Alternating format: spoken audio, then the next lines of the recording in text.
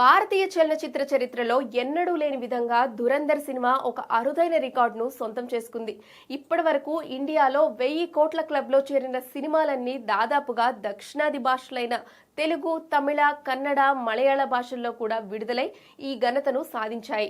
కానీ ధురంధర్ మాత్రం ఏ ఒక్క దక్షిణాది భాషలోనూ విడుదల కాకుండానే కేవలం హిందీలో మాత్రమే విడుదలై 1000 కోట్లు రాబట్టి ట్రేడ్ వర్గాలను విస్మయానికి గురిచేసింది.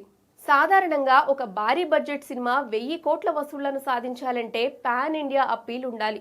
గతంలో ఈ ఫీట్ సాధించిన బాహుబలి 2, ట్రిపుల్ ఆర్, దంగల్ వంటి చిత్రాలన్నీ సౌత్ ఇండియాలో భారీ స్థాయిలో విడుదలై అక్కడి మార్కెట్ నుంచి సింహభాగం వసూళ్లను రాబట్టుకున్నాయి.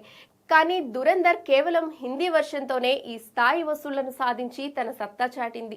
సౌత్ లాంగ్వేజ్ మార్కెట్ సహాయం లేకుండానే ఈ చిత్రం ఇంతటి భారీ వసూళ్లను సాధించిందంటే ఉత్తరాదిలో ఈ సినిమా ఏ స్థాయి ప్రపంచం సృష్టిస్తుందో అర్థం చేసుకోవచ్చు.